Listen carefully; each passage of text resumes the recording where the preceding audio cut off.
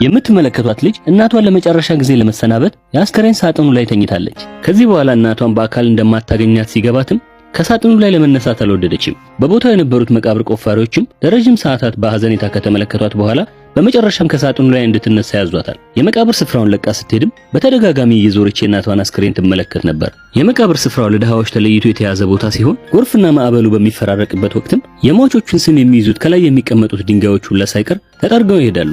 ከዛ በኋላ የእናቷን መቃብር ቦታ መለየት አስቸጋሪ ስለሆነ ለአንዴና ለመጨረሻ ጊዜ ነበር የተሰናበተቻት። ሊዝ እናቷን ካጣች በኋላ ሕይወትን እንደቀድሞ በፌዝና በጨዋታ የምታሳልፈው ከሆነ ነገሮች የባስ እንደሚከብዷት ተረድታለች። መጨረሻው አንድ እናቷ እንዳይሆንም ሰግታለች። ስለዚህ መቀየር ግድ ነበር። ለ16 ዓመት ወጣት ልጅ አንድ የመቀየሪያ መንገድ ብቻ ነው ያላት፣ እሱም ወደ ትምህርት ቤት መመለስ። በደግ ጎረቤቷ እርዳታም አንድ የግል ትምህርት ቤት ውስጥ የመመዝገብ ዕድል አገኘች። ነገር ግን የባቡር መንገዱን አጠቃቀም በትክክል ስለማታውቀው ለምዝገባ ስትሄድ አርፍዳ ነበር የደረሰችው። ትምህርት ቤትም ስትደርስ ምዝገባ አብቅቶ ነበር። ሊዝ ግን ተስፋ አልቆረጠችም። የምዝገባ ወረቀቱን ወስዳም ልብ የሚነካ ማመልከቻ ጻፈችላቸው። የትምህርት ቤቱ ርዕሰ መምህር ከቢሮ እስኪወጣም ለሰዓታት ቁጭ ብላ ጠበቀችው። በመጨረሻም ርዕሰ መምህሩን አግኝታ የአንድ ደቂቃ ጊዜ ብቻ ሰጥቷት እንዲያደምጣት ለመነችው። ወደ ቢሮም ገብተው በመከራ ብዛት ስለተበላሸባት ልጅነቷ ነገረችው። ካለፈችበት አሰቃቂ የህይወት መንገድ እንድትወጣም አንድ እድል ብቻ እንዲሰጣት ጠየቀችው።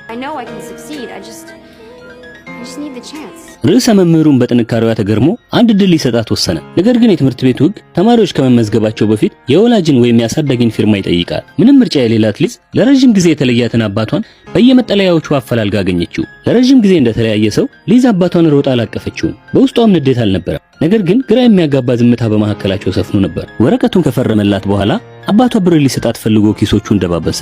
ነገር ግን ምንም አልነበረው። ሊዝም ፈገግ እያለች ስለኔ ምንም አታስብ፣ አሁን ስራ ይዣለሁ፣ ራሴንም መንከባከብ እችላለሁ አለችው። ለወደፊቷ ምን ያህል እየታገለች እንደሆነ ሲያውቅም የአባትየው አይን በጸጸት እንባ ተሞላ።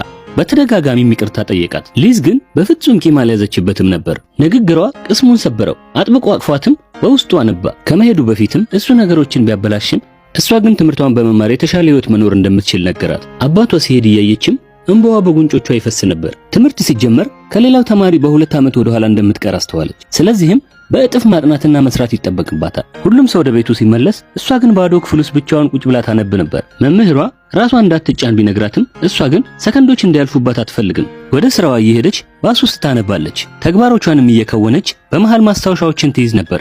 ማደሪያ ስለሌላትም የምትተኛው ባቡር ውስጥ ነው። አንድ ጉዞ 70 ደቂቃ እንደሚወስድ ታውቃለች። ስለዚህም ባቡሩ 4 የሚመላለስ ወደ 5 ሰዓታት ገደማ የሚሆን ጊዜ ይወስዳል። ይህም ማለት የትምህርት ቤት ሰዓቷ እስኪደርስ ድረስ ለ5 ሰዓታት እንቅልፍ መተኛት ያስችላታል ማለት ነው። እጅግ አድካሚ ቢሆንም ለኑሮዋ ቅርጽ ስለሰጠው በሰላም እየኖረች ነው። ከዕለታት በአንዱ ቀንም የትምህርት ቤቱ ርዕሰ መምህር ከፍተኛ ውጤት ያመጡ 5 ተማሪዎች ወደ ሃርቫርድ ዩኒቨርሲቲ ለጉብኝት እንደሚሄዱ ገለጸ። ከነዛ ውስጥም ሊዝ በአንደኝነት ደረጃ ላይ ነበረች። በህይወቷ ለመጀመሪያ ጊዜም ሃርቫርድ ዩኒቨርሲቲ ግቢ ውስጥ ገባች። አስደናቂዎቹን የኪነ ህንጻ ጥበቦችና በራስ መተማመን ያላቸውን የሃርቫርድ ተማሪዎችን ስትመለከት ሊዝ የመበረታታት ስሜት ተሰማት። በዛ ዓለም ውስጥ የመቀላቀልም ከፍተኛ ጉጉት አደረባት። የትምህርት ክፍያው ግን በራሷ ልትወጣው የማትችለው ዳገት ነው። ቆራጧ ሊዝ ግን በራሷ ስኮላርሺፕ አፈላልጋ አገኘች። ለኒውዮርክ ታይምሱ የትምህርት ዕድል 3000 ሰው ያመለከተ ቢሆንም 6 ሰው ብቻ ነበር ያለፈው። ስኮላርሺፑ በየዓመቱ 12000 ብር እየከፈለ የ4 ዓመት ወጪን የሚችል ነበር።